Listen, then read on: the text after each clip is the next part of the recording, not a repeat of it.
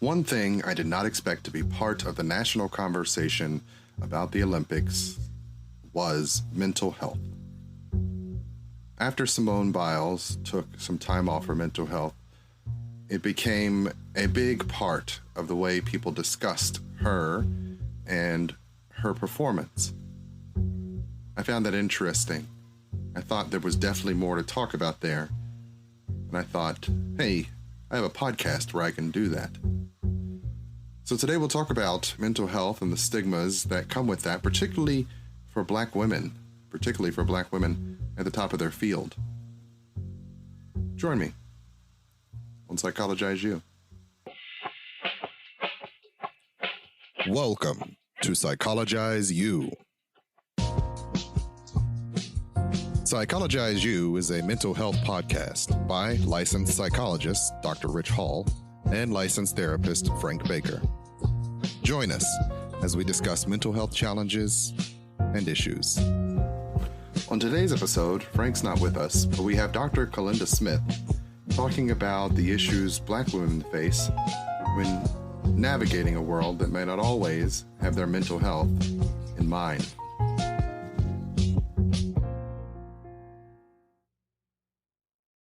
Welcome to Psychologize U. My name is Dr. Ritch and I am here with my good friend, Kayalnda Smith, who comes from, I just said it out loud, and now I have to remember to read it, North Carolina A&T. Been a friend of mine for several years. From Howard University. I know her because we used to go to Black graduate student conferences together. I think NYT. We were in New York, and that's where we met. And she does research in African-American issues, identity issues, and things of that nature. And I've invited her onto the show. Say hello to the people, please. Hello, everyone. Yes.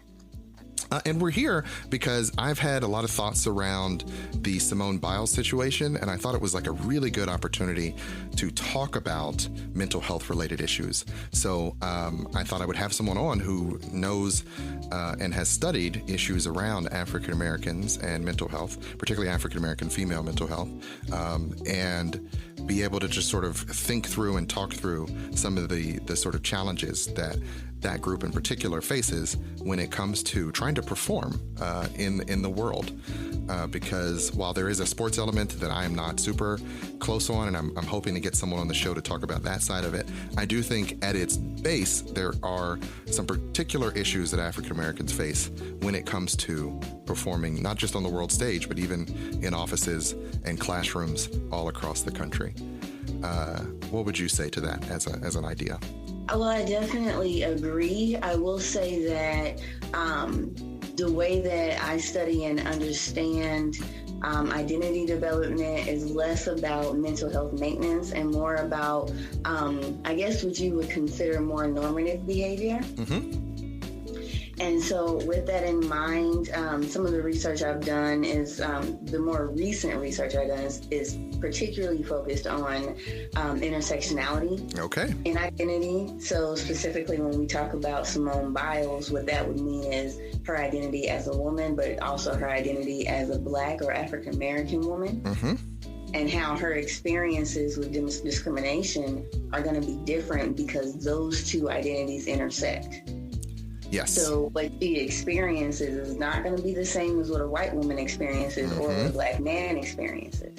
Yes. And so some of my more recent research really looks into that. But also, as an African American woman, and as a person who reads a lot about what's going on in the world, kind of like you were saying, there are a lot of different facets of understanding how cultural differences sort of are especially punitive for African American women. Mm-hmm. And so when we're talking about just in the workplace, for instance, the way that we socialize, the way that we interact, the way that we wear our hair, yes, those things can be very different from our coworkers and then result in basically punishment, lack of promotion, that kind of thing. Yes, so, yes.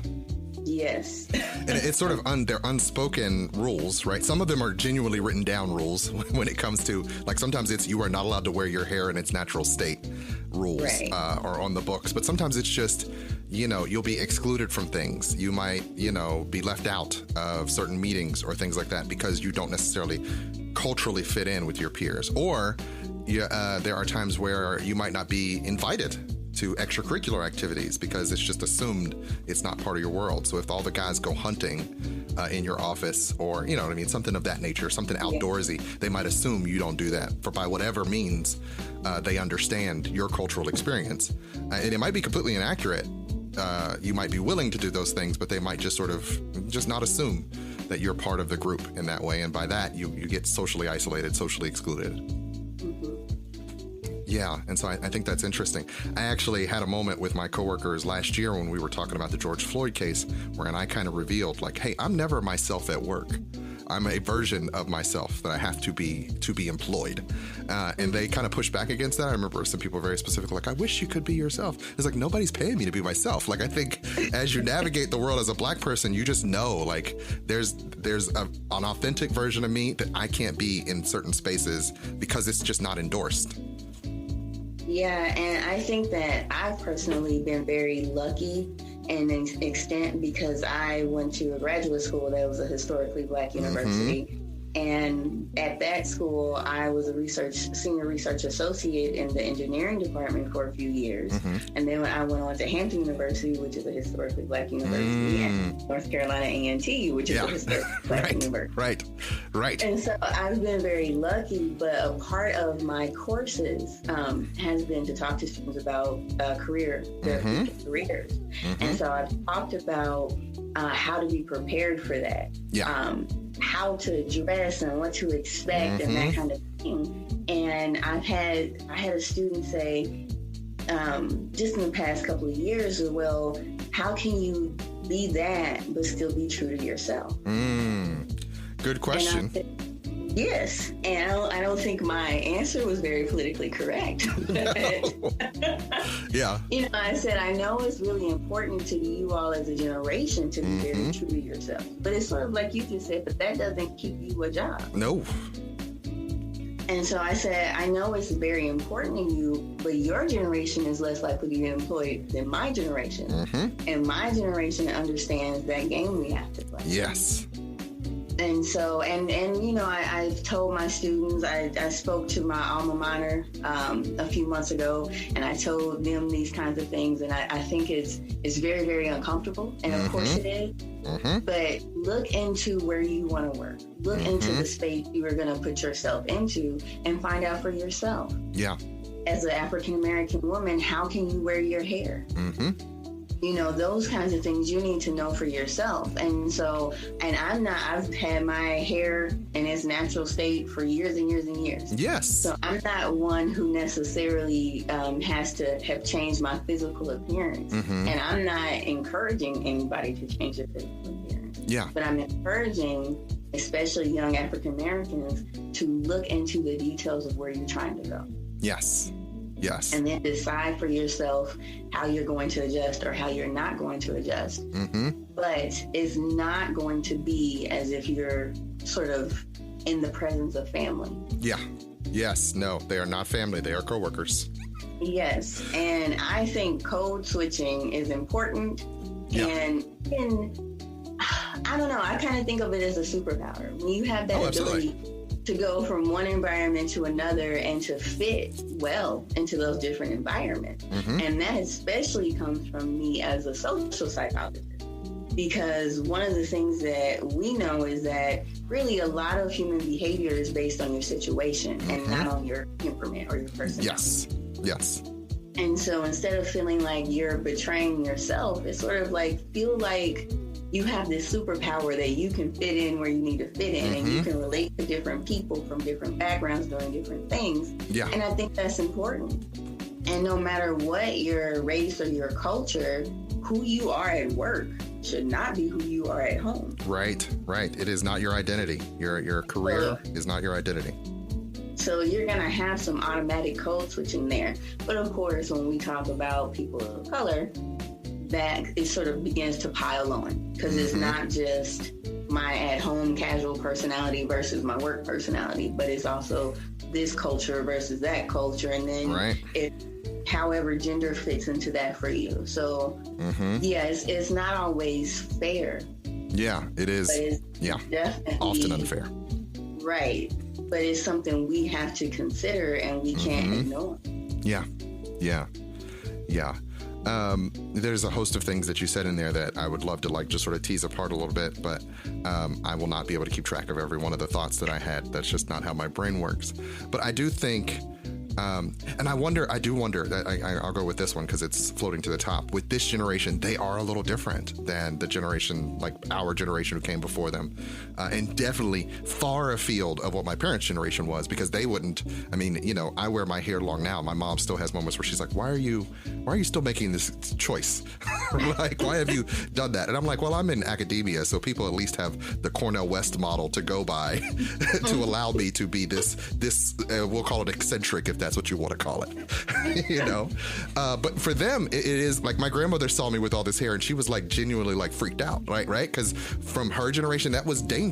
Like, why would you choose to look so wild? And it doesn't matter that millennial white guys get to wear beards and top knots and all kinds of just choices that they get to make. For her grandson shouldn't be this authentically black, I guess, is what in the room, the box will put it in loosely.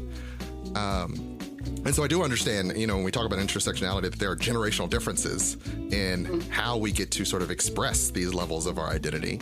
And I have grown to understand that some of the things that the older generation always pushes back against are always the things they couldn't get away with themselves. And so they just learn to sort of silo it off as, no, respectability is fitting within these norms so that you don't put yourself in any danger. Yeah, and I think it's interesting too, because one of the differences is that these younger generations, and I say these younger generations, but younger millennials, Gen Z in particular, because we have social media, they interact with their world so much different. Yes. And the older millennials and us, Gen X, and then of course the baby boomers. And so one of the interesting things about the workplace culture that tends to be problematic for African-American women is the idea that everybody will get together and sort of talk about their personal lives very openly. And for our generation, Gen X and up, that is not something that you don't just tell strangers all of your personal business. No, you don't talk about home business. That's family business. Right, but now I look at even my younger family members and the level or the amount of things they'll post on social media. And I'm like, yes. You're just putting it all out there. What do you think you're doing? Yeah. And so it may be, so one of the things in the workplace culture, if you don't seem, well, if you're not sharing like that, you don't seem friendly. Yes. So of course, into those negative stereotypes about African Americans, less friendly. Yeah. But then it also stops you from being demoted because you're not interacting in a way that people see. Right. From being promoted, I'm sorry. Yes. But you're not interacting in a way that people can see that you have the skills or the abilities or whatever. Right. Because you're standing off because this is work. Right. I'm being professional, right? I'm not being myself. I've siloed off the self so that I could be an employee, and now you're asking for the self in a way that I just don't do. Like, that's just not me. No, I genuinely got that feedback on an internship once, or a placement in graduate school, where they were like, the secretaries don't like you. You don't seem personable enough. And I'm like, wait, what? Like, I never did anything wrong to them. I just didn't try to bridge the gap between them and me. And then once I realized, oh, they just want to see pictures of my kids. Like, once I figured out what the level of, this is the level of interaction that'll make them happy, then suddenly there's no more feedback around that. But before that, it was like, well, you seem to only speak with them when you need something. It's like, we don't hang out after this. I go to them when I need a form, and when I don't need a form, I don't speak to them. What more would I mean, I say hello, I'm pleasant. I just didn't seek to engage in a deeper way according to what they felt, a nice, friendly employee would do. And I remember being very frustrated about it at the time, because it was like, well, they're not making any bridges to try to figure out who I am as a person. Like, it wasn't like they were asking me questions. I just had to go the extra mile to make them feel more comfortable. And once I could say, that my son's doing great. Hey, you want to see a picture of him on my phone? Then suddenly I was a decent human being again who they could relax around. You know what I mean? And so I'm wondering with these younger generations, even of Black people, if they're so much more open, will they have those same issues? Yeah. That we had? And so, and I noticed for myself, I think perhaps I'm at this perfect age to consider that what the young people are doing, the young people. Yeah, the young people. Yeah. How it's different from me, but how I cannot even professionally rely on some of the things that are normative to me to be normative for them. Yes. And so if I'm thinking, well, the safest route is for you to cut your hair. Right. That still might not be true for them. Right. It may be okay. And so when I'm talking to my students about keeping these things in mind going into the workplace, or even keeping sort of the way that you would have a relationship with an advisor if you're a grad student at a predominantly white institution versus your experience here at this HBCU, I try to just put the scenarios out there. Yes. Because maybe it's changing and maybe it'll be slightly different for you. And we live in this between space where we really have to navigate to make sure we're not over or under correcting. Yes. One of the things I do a lot of research with what is really focused on STEM education. And so it tends to be students in engineering and really mostly engineering, but engineering and other STEM, sort of more of the hard sciences, as we say. And I remember, this is now a few years ago, the Black students would say they never dress down on casual Fridays. Yep. They had sort of been taught they have to stay professional and they must be at the, utmost in professionalism. And their white peers, the other students doing their internships, would sort of question like, oh, why didn't you dress down? And, kind of look at them like, that's weird. And I thought about it and I said, that might be sort of what you were saying with bridging the gap. That may be creating more distance. Yeah. In a way that is more negative than it is positive. Yeah. And so instead of showing, oh, I'm so professional and look at me, I can do my job, instead you seem uptight and standoffish and not a good time, like not a part of the team. Right. And yet I could see how they would see that as like, it's too high risk though. Right? Because I always joked that you never want people to realize that you're really a Black person. Like you want them to know, like, I kind of assume Blackness with you, but I don't think of you as a Black person because then that evokes all the stereotypes, right?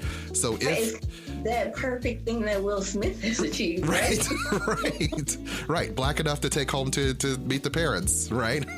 And maybe I'd let you marry my daughter, that kind of thing. But the rest of us we have to sort of walk that line, right? Because if Tyrone shows up to a class in, t-shirt and shorts, then suddenly he might evoke this imagery in the professor's mind or in the fellow student's mind, where suddenly they're treating him a little different. Like I hadn't looked at him in that angle before, but now he just did the thing that tripped the wire, and now I can't not think of him as Black. And it's a lot to think about, and it's a lot to sort of, I think we're starting to really see, one of the things that I talk about when I'm teaching an intro to psychology course is that, you're going across all the different disciplines. And so you always hit on Erik Erikson. And I really liked Erik Erikson because he talked a lot about identity and identity development. And so it's like, he's not my area, but he's the guy I like in that area. Right. Because he's talking about identity development. And I won't go into whether or not we see a lot of support in his theories now. Yeah. But I will say one of the things that we consider is that when he talked about sort of your identity development in your teenage years, we recognize that now is happening in the college years. And so then when we're interacting with our students, they're sort of at a different place than maybe even we were as college students, and how their identities are developing. And so there's just a lot going on when how we went to college, we left our parents, and now we're embarking upon adulthood. That's not where they are. It is not. And so then when you start to say, and oh, don't forget to be the perfect example of Black excellence. Yeah. Right. And oh, let me make it clear to you what I mean by Black excellence. Mm-hmm. And also keeping in mind the way that you interact with your entire world is different from anybody before you. Mm-hmm. And so there's all these things that sort of pile on. Right. And then they go into the workplace like, wait, I need to call my mama. Right. What's going on? Right. You said it earlier about being lucky that you were, have traversed HBCUs throughout your career. I would consider myself lucky in that I had a Black mentor in graduate school. And a couple of Black mentors, actually, who helped me to sort of understand, because I came up through PWI. So University of Cincinnati was, where I got my undergrad and my master's and my PhD. And struggled. I remember struggling at first, like how, where do I set the dial on this Blackness thing? Because once again, there's a risk in that, in being this, in having this, I'm a 6 foot tall Black man. So, it comes with a lot of stereotypes and ideas, even though there are many of which I do not fit into. Like, I know zero about sports. So, don't try to have a conversation with me about it. I'm going to stare at you blankly and say the Bulls were good at a time, right? Because that's the era I grew up in. Because I had these mentors that I saw that they were successfully Black, like they had Black identities that could be, a mix, a homogeny, I guess, is that the word I'm looking for, of, professional and Black. And this way they could express it. I've come across in my travels other Black people who've, came from PWIs and did not have that same experience and did not know where to set that dial. And often, once again, they reduce the Blackness even more than I do. They dilute. And it's always like, oh, you don't have to do that. You can, Yeah. But a lot of my friends who came from HBCUs, they're all often much more, I will say, potently Black, if I could, in that they feel a much higher level of comfort with that identity than even sometimes I do. Because sometimes I'm like, oh, wait, once again, I have that internal, don't let the room know. You're right? Like, don't let too much of that out, because the consequence could be a backlash. And then I'll lose this job, and I need this. I feed the kids with this, Yeah, and I think I agree with sort of seeing different colleagues from different places. And for me, it's so interesting because one of the things I joke about is I'm from Kansas. I'm from the Midwest, and the Midwest that people don't even consider the Midwest. No. No, we don't consider Kansas the Midwest. And then it's like, from Kansas, I mean, there's not one person who I've said I'm from Kansas to since I left. Yeah. They were like, oh, okay. It's like, Kansas. And I'm like, yes, there's Black people there. Yes. We're everywhere. It wasn't always by choice. But it's interesting for me because there's an Alvin Ailey Sister studio in Kansas. And my parents made sure that we were surrounded by Black mentors, and even that we went to the schools that were more predominantly Black or had more Black educators. And so Blackness was so normalized for me. Yeah. Just from day one, so normalized, while there was still an understanding of what the dangers that whiteness can bring. Yes. So how careful you have to be. And when you're in the company of white people. So my undergrad was Truman State University, which is a PWI in Missouri. Yeah. And so there, I think the total number of Black people were 250 out of 6,000. Wow, so few. And the town was only about 15,000 people, including the college students. Yeah. So you stand out in that environment. Yes, those 200 Black people or 250 Black people or something like that, were 200 women and 50 men. Yeah. And so it was just weird. Yeah, no. How could that not be weird? So coming from my background, and the way that Blackness was so normalized, but I just kind of felt like I understood how whiteness fit into my world. And then going from there to going to Howard. Completely different world. Yes, but I also saw how other people navigated their Blackness so differently from me. and even looking at Cross's theory of negrescence. I remember I read that article and I kept being confused because it started with self-hate. And I was like, is a page missing? Because I don't think that's where I'm coming from. Yeah. Right. And then eventually the theory was amended that it didn't always have to, but I was definitely very confused. Right. And I had peers that explained how their experiences growing up Black were different from my experience. And how being at a place like Howard was like this amazing relief. Right. And I was like, this is just the regular world. Yeah. You know, and so it's fascinating to really get to know us. Yes. And our various backgrounds, and then how we choose to navigate the world. And so I think when you sort of circle back to Simone Biles and look at a lot of the backlash she's faced, what is really interesting about that, I think, is that it is rooted in something that most of us, regardless of where we come from, really understand. Yes.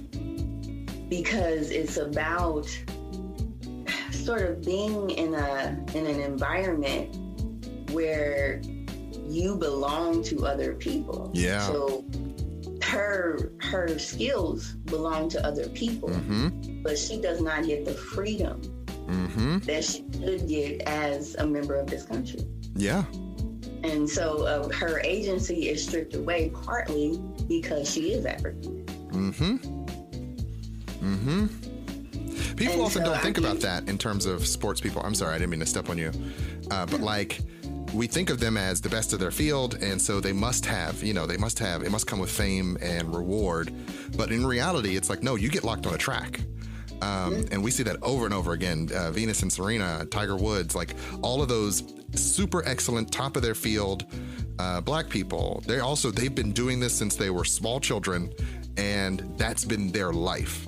And when they get on that national stage of excellence, it's sort of so much of their identity gets wrapped up in just be the performer we want you to be. And anytime you step over the line on that, your hand is getting slapped. And go ahead. It's really unfair, right? To be the first in the 20 years into the 21st century. So still a lot of these women and men are the first of their kind as a Black person. And so that seems ridiculous on one hand. But also it means as good as you are, you represent so much more than your white peer. And it's that mantra that we have to be better, twice as good to get half as much. It persists.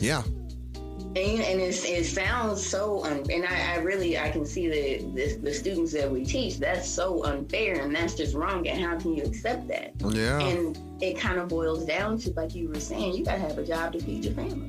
Right. And so you share the world with other people. And we're kind of always thinking about, what do I do to make sure I can keep what I have? What do I do to make sure? And so for me, a lot of what I do is research, and I'm doing more and more these days, which is a blessing, but it means I'm interacting with a lot of different people, a lot of different personalities, and the world has sort of doubled in size for me. And I'm not new to my career, but I'm still an assistant professor, and I'm new to where I am. And so sometimes it's trying to figure out, well, now I'm working with a lot more people who are not Black than I did in the past. Am I a token? We're the only people have to stop and ask that question, right? Like, wait, I'm the only one in the room. Oh no, am I in the room? And then it's like, did he just mansplain that because I'm a woman or because I'm a Black? And it's like, he's super surprised at my contribution because I haven't spoken up a lot, or because I'm a Black woman. I will mirror that, because I know I was on several committees my first year in the job, and if you've been on academic committees, it's like suddenly you're in this room with a bunch of other people who are peers. I wasn't that grounded in my position yet, and so I'm like, it took me a while to slowly come out of my shell, because I just didn't know where do I set the levers on my level of participation, because I also don't know what's going on here. Like, I'm still learning the room, learning all the people. I have this very innate, at this point it's innate, I don't even tell myself to do it, but when I'm in a group of white people for the first time, I start like taking measures of who's who in the room, like what is the level of interaction between them, what are the expectations, what are the little micro expressions they have that say, are they interested, are they disinterested, has someone upset them, like, because from years of going to PWIs, I just sort of learned, if you don't know what's going on in the room, you're going to be completely left out in left field, not knowing, when you've overstepped. Right. And I think that's always interesting that we have that extra burden of, in this space, I need to be hyper aware of what could happen if I misstep.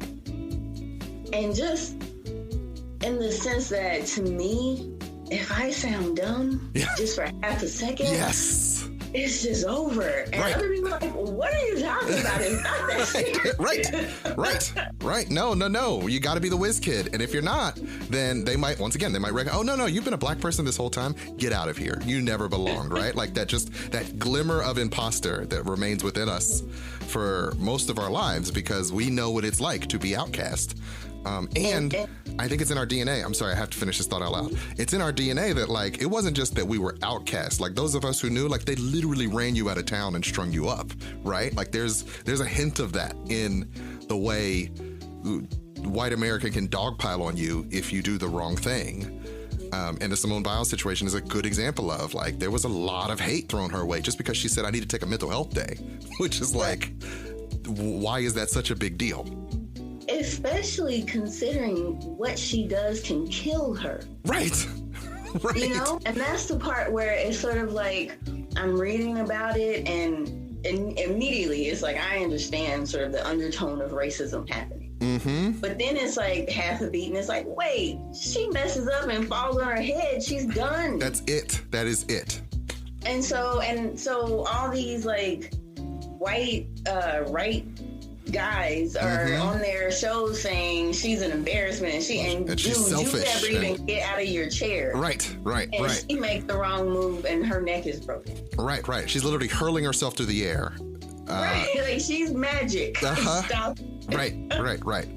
Literally, like several of the feet. She can jump over a full human, and that's not a short fall. That's a one-story fall. Right. So it's just, but I want to add, though, sort of the benefits of also having those sort of interracial interactions as well, because when I am hyper-vigilant about my behavior and my work and sort of fearful, what if I do a study and nothing happens? Right. What if I get no results? And I was interacting with a guy, professor, been in it for years. He's in very different discipline. Yeah. But he's a white guy, and he goes, well, it's okay if you don't find anything, because then they'll just keep giving you money to find something, right? If we find something, then we're done. So it's fine. Yeah. And I'm just like, whoa. Yeah. And so sometimes it's like, I can't do what he can do. Right. But I need to keep in mind that I don't have to be this black excellence. Yes. Every second, you know? So once again, where do you trim the dial to be a little more in the middle as opposed to being in the extremes? Right. And so sometimes we need those interactions and those reminders that there are ways to navigate this. Yeah. That aren't just left or right. Yeah. Yeah, I will say, and I will also mirror that, they do, you will often see your colleagues just sort of operating with an impunity because they don't have that extra layer of, like, they don't want to sound dumb out loud because they've also been the smart kid in class who spent more time in books and things like that. You see that often in other academic colleagues, but there's not that extra layer of, I will be outed. You know what I mean? Right. Like, I will be, that I only got one shot at this. And if they realize that I never knew what I was talking about, then they'll just go ahead and take the degree. They'll fire me. Literally, once again, run me out of town, right? Like, there's sort of a primal fear there that you have to kind of tamp down in order to be able to do your job every day. That goes ignored. And if you try to bring it up, once again, they look at you like, what? Why would you be so upset? It's okay. It's just a job. And you're like, no. I've given my entire life to this. Like, I sacrificed years. Right. And there's a component when we go back to talking about intersectionality, where I personally struggle with how femininity impacts sort of what I do as well. And so I try really hard to get away from those speech tics. I just wanted to say, no, I'm telling you, blah, blah, blah. And so I struggle with finding that balance between not sort of making yourself the outcast because you're so tough and strong and standoffish, but also trying to be tougher because I don't want to be punished because I'm perceived as a weak woman. Yes. And women, we have all these tics in how we speak and how we write that it's like, I don't want to impose. I just want to politely say this thing that I know from 15 years of experience and training. So, just another way that when we talk about Black identity and gender identity and all of that, we're navigating and we're on this tightrope. Right. And it's the idea that we develop those rule sets because they were beneficial in certain environments, but we often find in professional, academic environments, et cetera, they're once again, they're red flags. They end up being negative for you, even though it's like, well, to have this sort of less assertive tone helps. You learned it for a reason. It was adaptive. Right. Until you had to talk to the men folk and they were like, I don't like that she speaks this way. I feel as if she's not really for the job. And you're like, wait, like, what's happening here? Exactly. It's sort of the upside downside of the code switching. It means sometimes you might not know you needed to code switch in another direction. Because you've learned to code switch in this direction and it's worked for years. Why is it suddenly not working? And is that plateau because I'm genuinely not ready for the next step up, or is it because there are things I don't know about that are happening within the dynamic of human interaction that they couldn't even articulate it to you? They would be like, well, you just didn't seem really like you were a go-getter. This genuinely happened when we were interviewing intern candidates at one point, and there was an intern candidate. They said she just didn't seem interested in the job, and I was like, no, she's very interested when she talked to me. And they were like, was she? And it was like, but if she's using qualifiers or like she's being aloof, then it wouldn't seem interested to you. But you just didn't hit the right chord with her. But when I did, she sparked up. I was like, no, they're actually very affirming. And, this was an African-American candidate. I was like, no, this is a very affirming place. I've had one of my most restorative, internship experiences working with this group. And she immediately perked up. And I remember thinking, okay, she wants to be here. But because she came off as aloof, they were like, no, it doesn't seem like... And what's funny is I later went on to work with this person and was like, oh, no, that's her thing. She sort of keeps everything even and calm. Until she realizes she can be, a little bit more energized about something. And that could seem standoffish because they're like, well, why aren't you being a go-getter? And it's like, no, she's just measuring the room for way longer than your average mediocre white person would, because they jump in full charge and go, I know exactly what I'm talking about, even if they don't. Even if you hear them start talking, you're like, you have no idea what you're talking about, but you're saying it with confidence, and you got on a tie. So... with that, I got a flashing screen next to me, which tells me it's time to take a break. We're going to take a commercial break, and then we'll be back with Psychologize U. Thanks for joining us.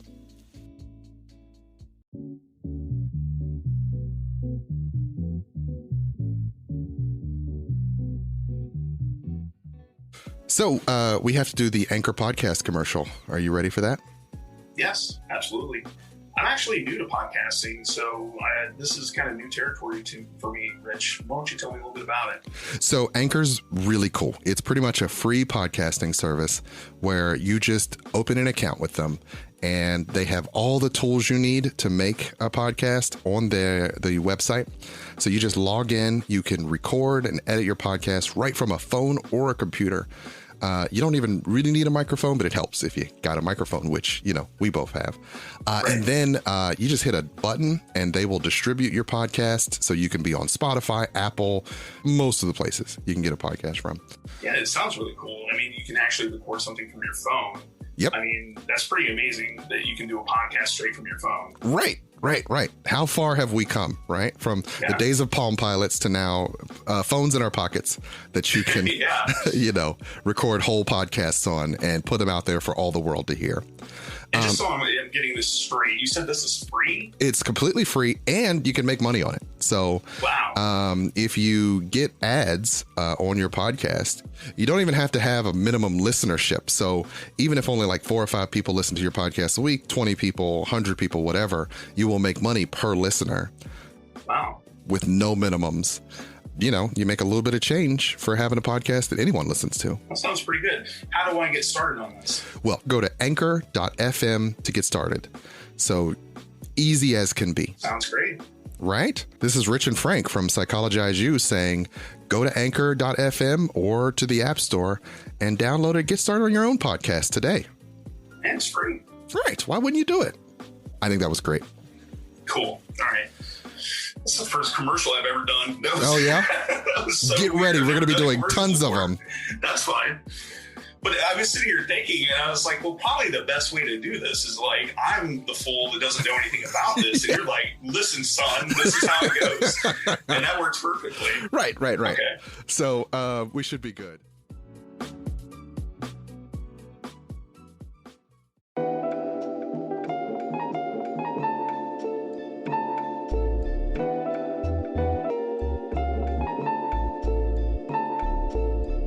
Welcome to the Hall Space Podcast.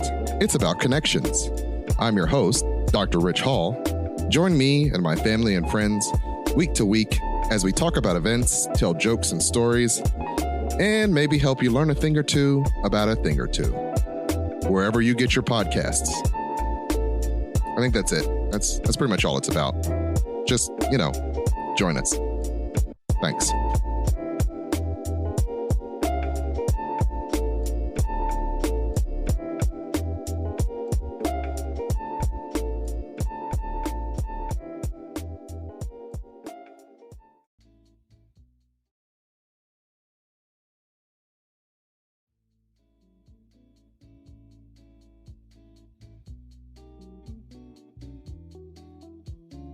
Welcome back to Psychologize U. This is Dr. Ritch Hall, and I'm here with my good friend, Kayalnda Smith.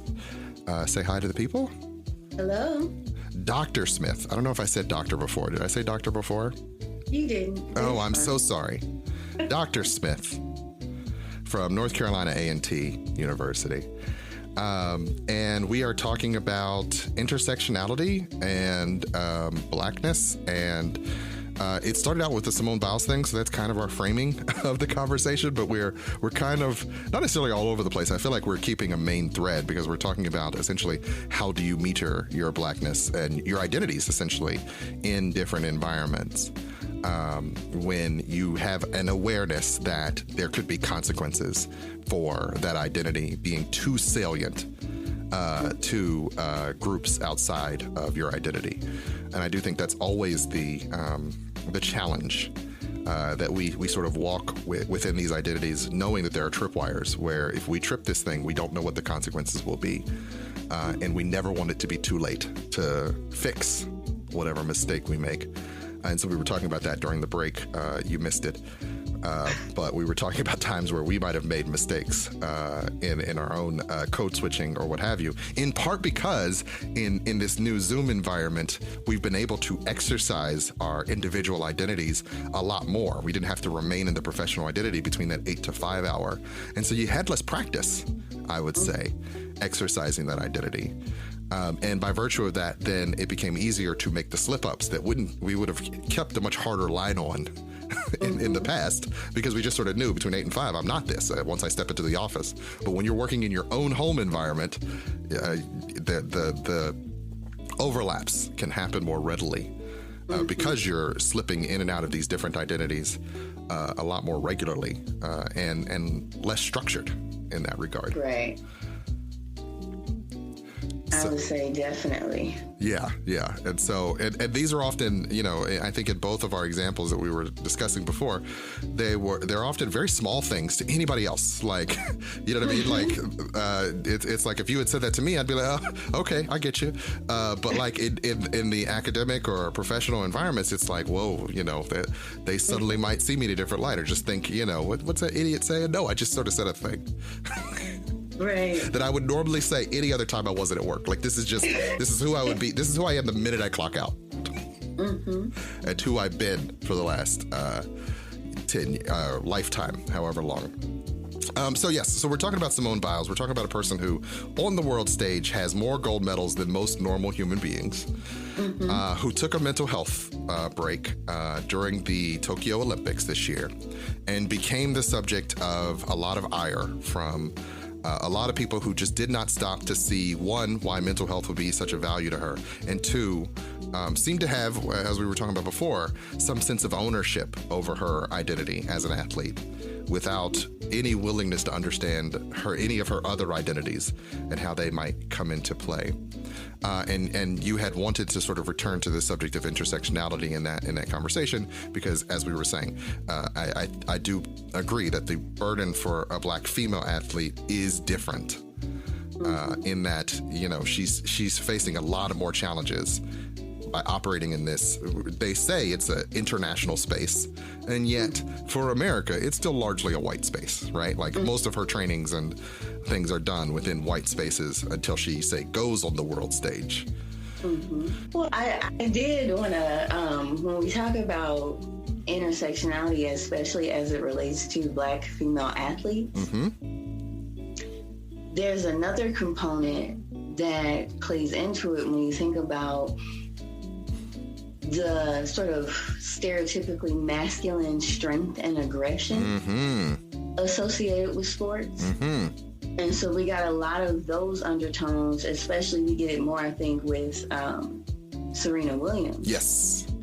That whenever she's being aggressive, as she should be, then we sort of dive into those stereotypes about Black women being emasculating and aggressive. Yes. And so somehow she's not supposed to be what is a large part of how she does her job. Right. And so we get so much more pile-on for Black women, and because they're athletes and because they're aggressive, but because they're also Black. Right. And also women, and all these things together. Right. Their experiences then become harder because they're supposed to be acceptable as Black women, really be feminine and be a woman, except for do something that has little to do with femininity in the traditional sense. Right. It's all about physical strength and prowess and ability.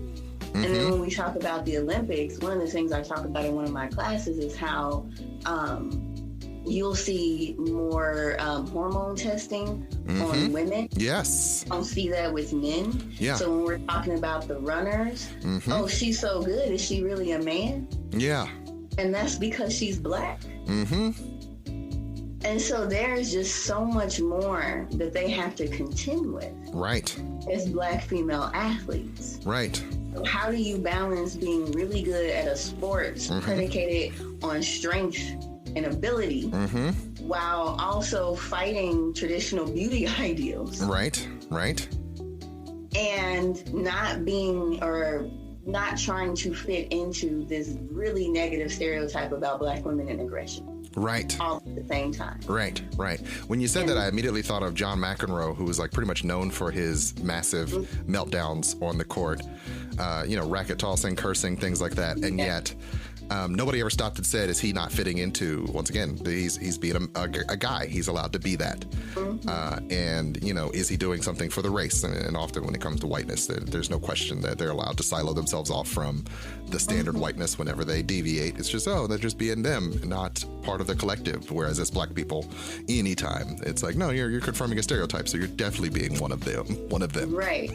And you're proving to us that they're what we thought they were all along. Right. And then just throw in there for fun this idea that people literally think that Black bodies are more resistant to pain. Yes. So if your physical body is more resistant to pain, then how could you be going through any kind of mental health issue? Right. Emotionally, you must be, you should be stronger. You guys are more resilient, right? Right. You'd have to be. I mean, come on, racism happened and you're still going. And we're definitely learning now more than ever. It's interesting. This gets a little bit dark, but that idea that in the Black community, when we talked about suicide, it was, he was cleaning his gun. Yeah. It's not that he had mental health issues his whole life that we chose to ignore. Yeah. And this is where it went wrong. Right. Oh, he was cleaning his gun. Yeah. And so we're not allowed within our community, and we know this now, so much talk now about the stigma and breaking away from that stigma with mental health among Black people. Yeah. It's like, I didn't even realize, I have to admit that I watched an episode of Last Week Tonight with John Oliver, where they talked about recent studies show that white doctors think that Black skin is more resistant than white skin. And I'm what? Yeah. Yeah. You have the actual training. Why would you believe something so nonsensical? Right. I mean, has racism ever made sense from a biological standpoint? Unfortunately, I think that's one of the fascinating things about humans is our ability to be completely absurd in the face of, like genuine information. Like, this is not an objective thing you're doing, and yet the objective data exists if you were willing to accept it. Right. But white supremacy has always been predicated on a willingness to reject the base humanity of a group. Right. And then to bake it into the laws and culture. Right. And then our everyday lives have to be, as Black people, we may be interacting with people who start with misinformation or willfully believe negative, wrong things that are harmful to us, but that's a part of our everyday life. Yeah. So when I go to my doctor, I have to figure out, is she talking? I had a doctor who would not look me in the eye. So she was a white woman, and she's telling me, "Oh, well, it would be great if you lost 10 pounds." And she's kind of looking away and looking to the side. And you can tell me I can lose 10 pounds. You're my doctor. Yeah. I'm looking to you to make sure I'm alive and healthy. Right. So please just talk straight to my face. Yeah. And so then it's like, so why is she doing that? Is it because I'm Black? Yeah. Is she weird? So, is she not neurotypical? Right. Is it because of Blackness? Is it because she's not good at this peopling thing? Right. And so, but it becomes the ways that we as a society and a community trust in certain authority figures, that becomes so much harder for Black people when you find out the doctor thinks your skin is tougher because it's darker. Yeah. I think that's so interesting, particularly when we once again look at the Simone Biles thing, because, she was sexually abused by one of her trainers and has worked through the pain before. And so there's this impression that, well, she should just always be resilient, right? In sport, they kept bringing up that other tumbler who, did the vault with a broken leg, right? And essentially ended her career in continuing to perform. Right. This idea that there should be a toughness in her. And plus, when you add on that layer of the expectations we have with Black people, particularly in these sports and strength-based environments, it's like, no, you should work through the pain for us, darky. Like, there's just an undercurrent of that once again we see because it's right there. It's always been in the writing for us. But white America often struggles with, no, we were just expecting her to do her job. Why are you making it a race thing? And it's, of course, horrible and sad that there are also so many layers of this that are unconscious. And I understand, I know when Garland was talking to the senators before he took his position, and I can't remember the name of the senator, but he's saying, you're saying there's implicit bias, but how can you tell me I'm biased if you're also biased? And, he's like, no. Yeah. This is a human thing. Right. It's not an accusation towards anyone. Right. And so this idea that so much of this is unconscious, I get that if you're an average white American minding your own business, it does feel like an affront. Yeah. If you're told, like, oh, you harbor all these evil things inside of you. Yeah. And so I understand that. But I think we have to work as a society to say, well, what are those biases? Right. And what do they mean? And how do we express them? Right. And so when we talk about Simone Biles, yes, there is this legitimate part where we have this expectation, especially for Olympic athletes, and how they should behave. But then there's this other part too, where we all, of all races in the U.S., have these biases about certain racial groups. And when we talk about Black excellence, that's a mantra we put on ourselves. Yeah. Going above and beyond and to risk our physical and mental health to appear to be a certain way. So that happens within our community. Yeah. That negative stigma about mental health is within our community. And then it's within the larger group as well. Yeah. And so it feels bad to be accused of doing stuff you didn't even mean to do. Right. But at the same time, it's real and it's there. And as much as we don't want to talk about critical race theory, it's facts. It's real. It's there. Yeah. It's the history. It's the present. Right. I should ring a bell. Which one's the bell? Hold on. You brought up critical race theory in an episode. I've been in the other show I do. I try not to bring it up a lot because my wife kind of glazes over because I get super academic as I talk about it, and she just can't tolerate that. And so, I don't have a problem discussing it at all, and have been very frustrated with the discourse around it. In part because, for me, I know white people do not have a language for understanding race. In part because they've always tried to act like it's not they just refuse to, it was a problem yesterday, but it's not a problem now. And I cannot tolerate that because it just makes things too ambiguous to recognize that I might be complicit in the system that is contributing to negative racial things. As you said earlier, it's like, how could I be evil? I don't consider myself an evil person. Well, I didn't say you were evil, but the system definitely has some inequity and we should address that. But I mean, to say it's unequal means you're saying I'm a mean person. And that's not what I'm saying. Biased. Right. As all humans are, and that inability to tolerate that. And so very often in critical race theory, the conversations around it, it's immediately, let's just ban it. If we just don't talk about it, the race problem goes away. And what I love about that, and I'll get off this soapbox, but I don't want to go too deep into it.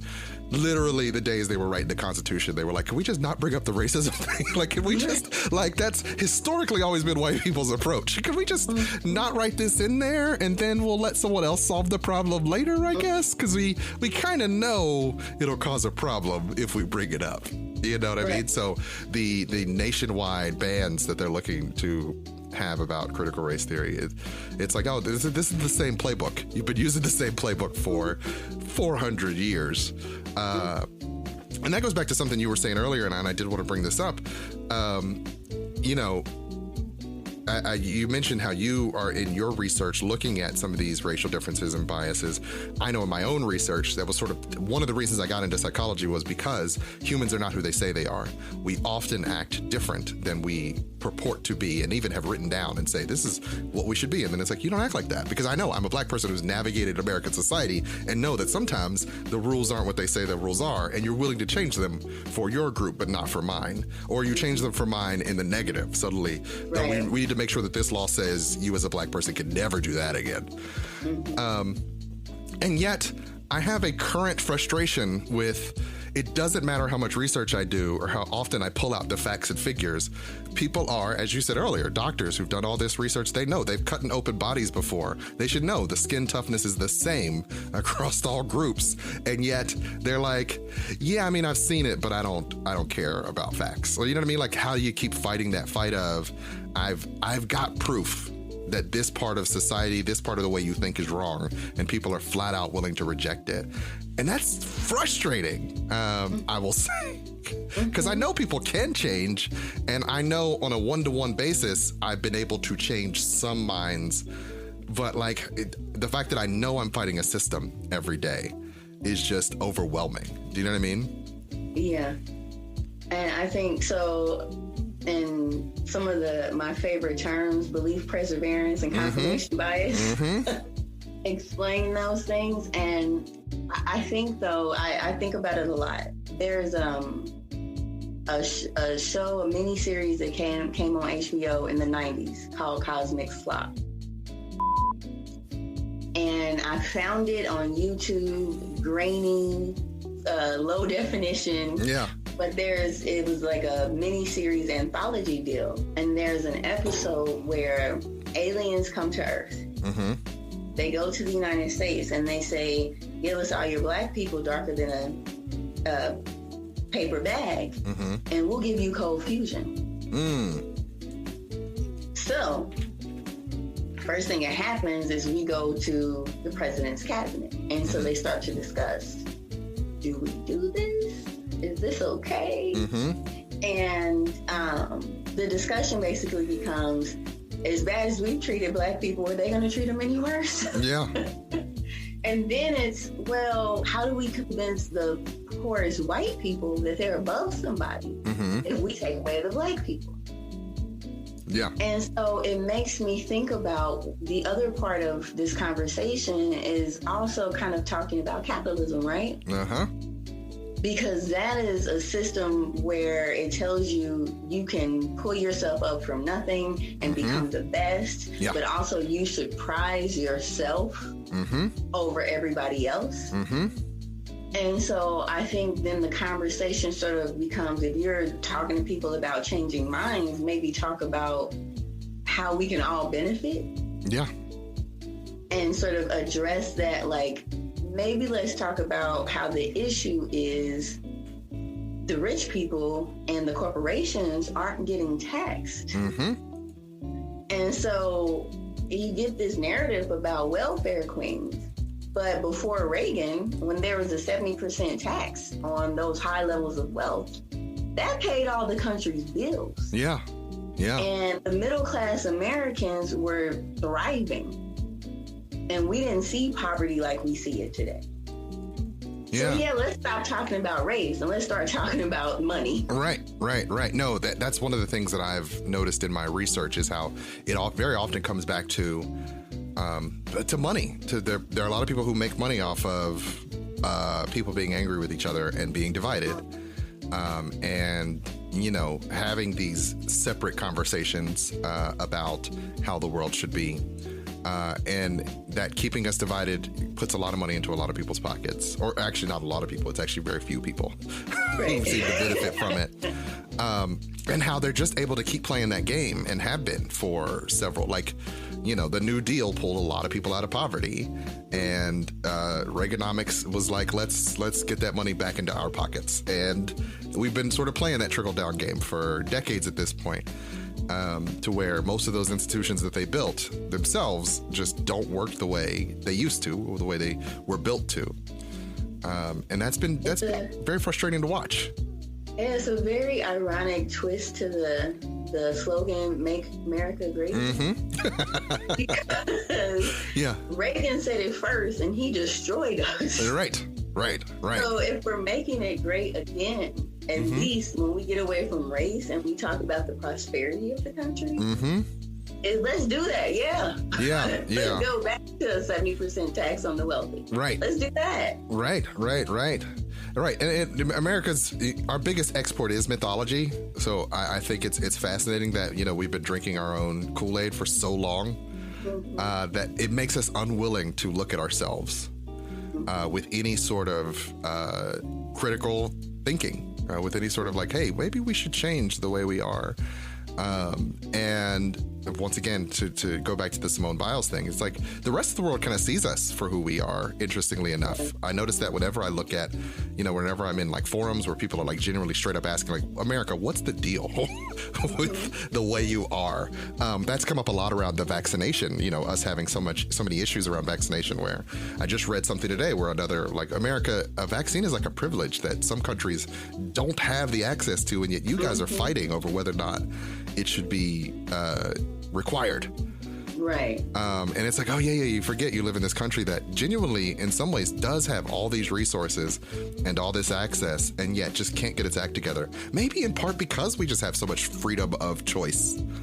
Exactly, because we have so much freedom of choice. Yeah. And that's actually is interesting because there is research that shows it's harder when you have more choices than it is when you have less choices on you to even make decisions. Yeah. And to make healthy decisions. And so, it's very ironic that we have all the resources, but the privilege to refuse those resources. Right. And we have so little understanding of the world around us, which is in part due to the defunding of education that's also there. Yeah, which also makes people money, because if you're not educated enough to take care of yourself, then you got to pay somebody else or be trapped in these systems of needing someone else to make your life work. You don't have enough information to know who to vote for. You know, and so it's definitely it's this weirdly, in the same way that racism is weirdly obvious, but we sort of treat it like it's an opinion. Yeah. Like, it's just my opinion that these people don't deserve the same rights as other people, and I get to have my opinion. Right. That's not how's that even? Yeah. Right. And so it's like a lot of the things that are happening in our country that are because certain people are getting wealthy and trying to keep their wealth. They're really obvious. Yeah. But that deep perseverance is what keeps people from saying, wait a minute. And I loved it when, right as Obama was coming into the forefront and the Tea Party was coming into the forefront, there were so many people interviewed and they were like, well, the Tea Party says there should be no social welfare. So don't you get disability checks? And the person's like, wait, that's what they say? Maybe I'm not that. Right. Right. Or realizing that the people who were anti-Obamacare were on Obamacare, but didn't realize that was the Republican nickname for them not to like it. Right. And so they're like, wait a minute, I'm getting the thing that I keep saying is so bad. Right. It reminds me in many ways of like Brexit and or, red states. Red states use the most tax dollars for like Medicaid and things like that. And yet they're also the states that are like, no, pull yourself up by your bootstraps and you shouldn't need. And it's like, you do know that if the nation were to be like, you know what, you do it on your own now. Like you couldn't survive. You need the tax dollars of those poor black people whom you think aren't contributing to society. And yet that money's being funneled back to you. So you're one of the biggest state recipients of these dollars and yet act as if you don't need anybody. That's fascinating. It really is. It really is. But that's why it's right in front of us. Yeah. It's not that hard to see. Yeah. I mean, and one of the things that and this is not the type of things, because I normally don't go down these rabbit holes, particularly on this podcast, but like, it's fascinating that they're often able to shape the narrative. So one of the things they were talking about last year were Democratic cities were the ones in ill repair. You know what I mean? Democratic cities, they're being taken over by the mobs, and the leftists are just destroying the country. And it's like, yeah, but the red states are the poorest states. So like, show me where these policies have really worked out on a state level to where I could trust that you were really doing the job you say you're doing, that the blue cities are ruining. Because it's often, and I'm not even a super blue person in that regard. Like, I think they're all not necessarily working to my benefit at different times. And yet, once again, that's sort of the belief system is we're right. So these conservative values are right. They're the things that's literally holding the country together. And so if we have to take away some voting laws so that we get to maintain our power so that we can save the country, then we'll do it. It's like, you hear yourself, right? Like that's straight up fascism is what you're doing. That you're doing the fascism thing. So yeah, I'm sorry, go ahead. No, I was just going to say, with all of it, when we tie that back into this racism and what these athletes are facing, it's like you said, just fascinating and almost unbelievable that we can see with the naked eye the problem here. Yeah. And we can see, for instance, lately, Piers Morgan has been one of the people to really sort of come down on Simone Biles. Yeah. And he was recently talking about how we should not celebrate silver and bronze medals. Yeah. and he targeted a young white woman, British white woman, who actually broke a running record in Britain. Yeah. But she got a silver medal, so he said, "Oh, you shouldn't celebrate that." Right. Well, when she could have just, all she said was he wrote her name incorrectly. Yeah. And all she did was respond by writing the correct spelling of her name. And then he sort of like, my bad, but good job. Make sure you do better next time. Right. And it doesn't seem to have clicked how his tone was so different with this young white woman. And about what she's doing, but when it's a black woman who's citing mental health issues of all things, right, how hard he comes down. And I'm like, but this Twitter isn't writing. Right. Like, these things are there forever. We can see them. Right. And yet, what's frustrating about that is that often, in terms of white men with power, it doesn't matter if it's written down. They still get to kind of get away with it. Piers Morgan famously, walked off his show because of people kind of pushing back on him about how he was treating Meghan Markle, right? And so, if we just go by his history, him and black people, different sides of the aisle. I'm not going to make any blanket statements, but he's not looking good as far as race relations are concerned with his opinions regarding African-American females. And yet, everybody talks about cancel culture, and yet he has yet to be fully canceled. Hey, we're still waiting for people to be canceled. The cancel culture is so pervasive, so right? Right. When you get to take multi-millions with you when you're canceled, I don't feel bad for you. Right. So many golden parachutes. And yet, once again, when we talk about these athletes and Simone Biles in particular, their bread and butter is this thing they do. And we should, in many ways, support them when they, once again, take a mental health day, say they need to step out of it for a second, want to essentially protect themselves. And yet there's this sense of, national ownership that we sort of saddle them with. No, you're responsible for your performance to us, not to yourself. Don't try to protect yourself. Burn yourself down to nothing so that we can feel like you did your best for us. And there'll be, I guess, what's the word? Pyrrhic victory? Some kind of intangible reward for doing that.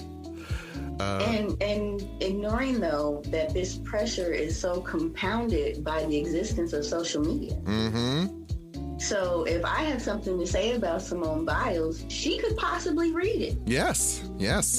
But in the past, while the pressure was there, it was still more of like an invisible weight. Now it's genuinely ball to the face. Right. You're generally going to get dings, right? You're going to hear over and over and over again the alerts that tell you, oh no, people are saying things about you, and it hasn't stopped. Yeah, and so it's a different level of, but I think it's sort of going back to some of the things I said, talking to the students and younger generations. It's in some ways our generations and older not understanding the way that the world has changed for them. And so with all these athletes who are very young adults, I mean, our brains don't stop forming until we're 25. Right. She's there yet. Nope, not there yet. She's still baking. So, to be in this position where you're still a young adult and some of these gymnasts are children, and to literally have access to everybody's thoughts and opinions about you. Yes. And it just weighs down on you, despite the fact that all these people talking have no idea, maybe no talent, maybe no pressure, but they put all that on you, on top of the real tangible thing that you have to do. Plus all those other identities you're carrying, right?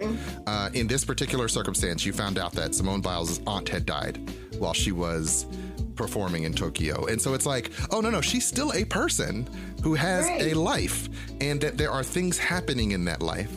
And if nothing else, I will agree with you. Social media has made it so much harder for people to have compassion.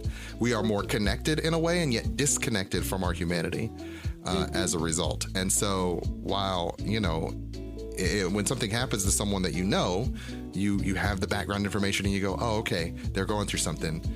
my bad. But when it happens to someone on social media, you just assume this one slim window I have into your life is all there is to know about you. And so I'm gonna share some judgments real quick.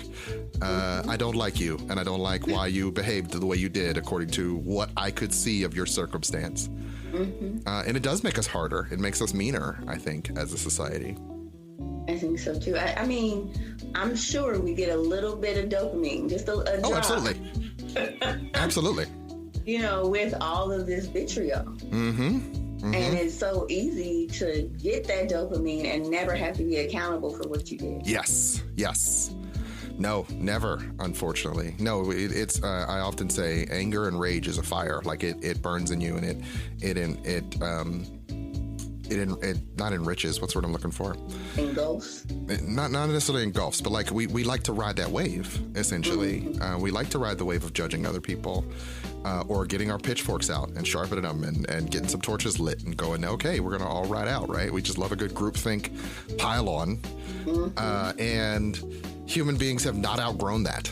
It's the only difference is we're not actually mobbing up physically in the same ways all the time. Occasionally a protest will get out of hand. January 6th actually happened, and whatever. And as a student of history, you know, there was a times where stuff like that happened a lot more often, like literally like once a week. Well, and I think though what you're saying is really interesting though, because it does happen all the time now. Yeah. Just through technology. Yeah. So really that just terrifying, disgusting behavior, we've never stopped. We figured out a way to do it so that our hands don't get so dirty, but we still get to do it. Yeah, no, I'm thinking about that now, and I have a ton of ideas that I'm not going to fully be able to articulate now, but I've been, once again, I did, last summer, I studied a lot more of the race riots that happened throughout the 1950s and 60s, and before, and all the ones in the 1800s. And I remember being fascinated because in my city, like Cincinnati, where I live, was known as a rioting town. Like that was just what they did whenever something happened with some black people they didn't like, man. They just literally burned something down. They burned down the courthouse like 4 times. The courthouse, not just a random building, the courthouse. And I always find it fascinating that humanity thinks, oh no, we're far away from that because good white people don't do that as much anymore. And yet, social media now brings out that base impulse. So we are not so far removed from those behaviors. And you know, that once again, humans are still human.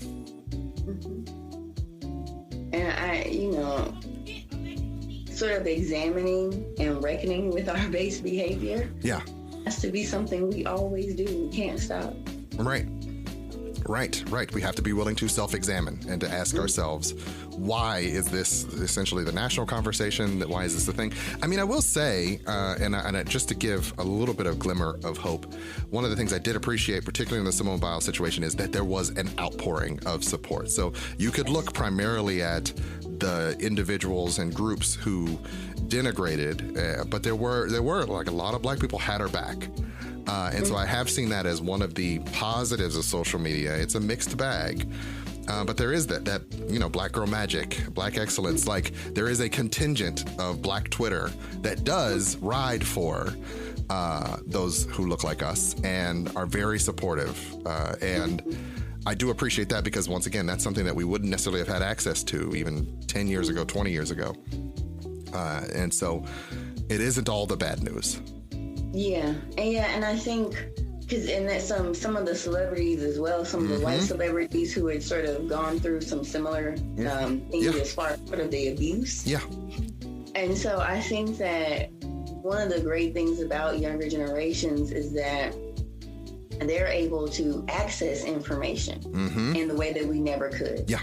And so the reason why we can even say we want to ban critical race theory is because these younger kids have been looking at their textbooks and saying, why is slavery called indentured servitude in this textbook? Yeah. What is that about?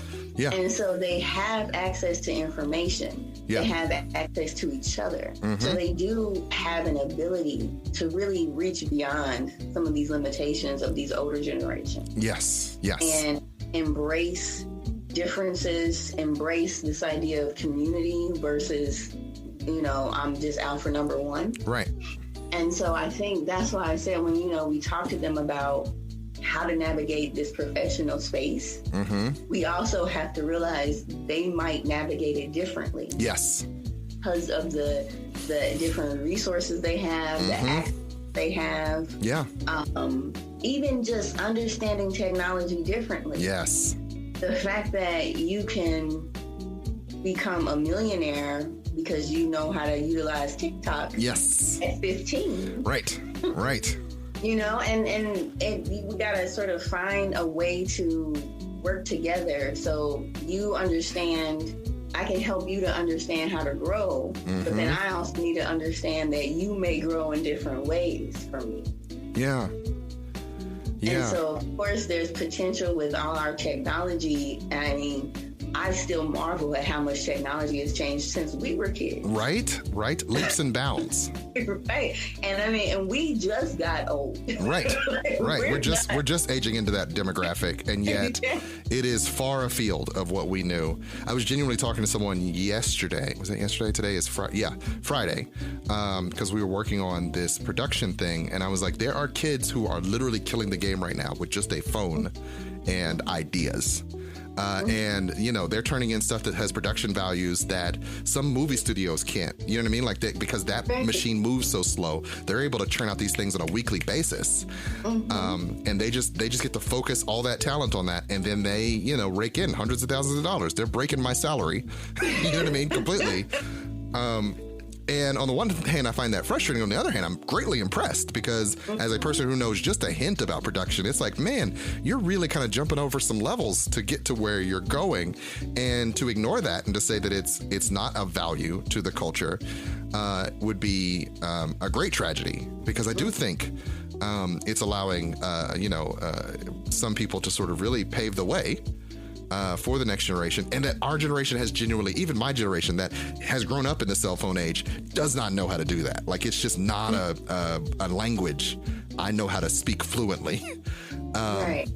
But this next generation, there are going to be, not all of them, because not everybody can do that, but there will be a lot of them that do know how to speak this language. And then eventually their generation of kids is going to come up with a whole nother, like, you know what I mean? Like the idea that this is constantly evolving and that there will be no escape from that evolution. We must, learn to ride it and try not to cut off their legs so that they can't continue to grow in these ways is sort of the thing. I think that goes back to what we were saying before about like code switching and understanding these aspects of your identity mean. How can you continue to communicate this idea of self in a world that is evolving and may be more accepting in some ways, may still have some of the same old biases and challenges, and yet there has to be some space for you to be you. And what does that, I genuinely don't know what that'll look like. You know what I mean? Yeah. In the next phase of humanity. I don't either, but I think there's so much potential. And there's so much that these younger generations have access to that can heal the world, you know, just big and corny. Right. But, we definitely have some of these other issues to deal with. But I think when you look at Simone Biles, you sort of see sort of the past and the future all in one. You see her struggles. Yeah. You see her struggles as a woman, as a Black woman. You see her, how she's become a champion, how she's overcome, and sort of the result of a lot of things that people have fought for. Yeah. But you also see how she becomes this role model and she becomes this norm for future girls across the world and boys across the world. And so you see how, there still may be this really old hate, but there's also a lot of present and new love. And so I think that, it gives us this chance to see what we can be capable of on both ends. Yeah. Yeah. And we definitely can see how everybody can have a chance to succeed. Yes. Yes. Ideally. Yeah. I still remain somewhat skeptical, but I'm always hopeful, but skeptical. I grew up in America, so it's very hard to just be flat out like, no, we're all going to make it. I don't know. I genuinely don't know. Yeah, I think we'll keep fighting. Right. And as long as we're fighting. Right. We are resilient, if nothing else. We have survived. this long. It has been so great to have you on today. I thank you so much for coming back. And to be honest, you brought up some things about critical race theory that I've been dying to talk about. So if you want to, if you're willing to do this again, I would love to have you back to talk just about critical race theory and not about sports stuff. Okay. Because you got some good ideas there, and you can help me work through some of my stuff with that. But thank you so much for being here. Is there any takeaways you'd like to sort of leave the audience with as we close? Well, I think, as we were talking, I think that we have to get real. Mm-hmm. We have to address the realities of this country and then go bigger in the world. But we have to address these realities. We have to acknowledge people's different experiences, and we have to let people have a voice. Yeah. To talk about those experiences. Mm-hmm. And it doesn't mean that we're pointing fingers and we're accusing. It means we're just trying to solve problems. Yeah. And when we're able to do that, then we're able to grow together. Right. We're able to, get to higher heights together. Right. So I think that, when we think about Simone Biles and we think about all the things that contribute to the problem, mm-hmm. we also need to look at her and understand how she helps to contribute to the solution. Right. And so, let's start talking and then turn that talk into action. Yeah. I definitely agree with you there. And if I have one takeaway, it is, all the people online are still people. I mean, some of them might be bots, but when we talk about celebrities, they're still people. And I am definitely a proponent of, don't treat anyone like you don't treat anyone, or treat everyone like you would like to be treated. Man, it was going to take me a second to get to that thought. And I think that as we examine some of these situations, we forget to perspective take and to recognize that we might not have all the information when it comes to any circumstance. And so we need to work on, as a society, our compassion, particularly in this internet age, and to remember these are people that we're thinking about, talking about. And so try to be aware and open to the idea that you don't want to put more darkness in the world, man. Just try to be a little bit more open and accepting that you might not have to agree with everybody. Some of these opinions are complete trash, but some of these opinions are just people being different than you. And so try to work on being open to the opinions and ideas of people that are different than you. And always try and be open to treating people better in the world. It's trite. I know it's trite, but we do need to treat each other better, right? I definitely believe that. So thank you so much for being here. As I said before, it's been such a pleasure having this conversation. And I will definitely have you back on. And with that, that's been today's episode of Psychologize U.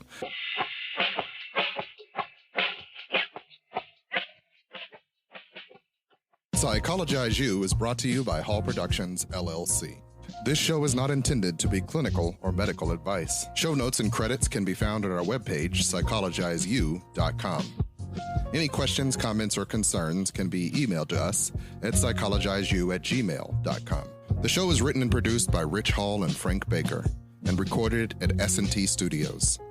If you like what you hear and you want to hear more, please be sure to like, share. House Hall. We rise brilliantly.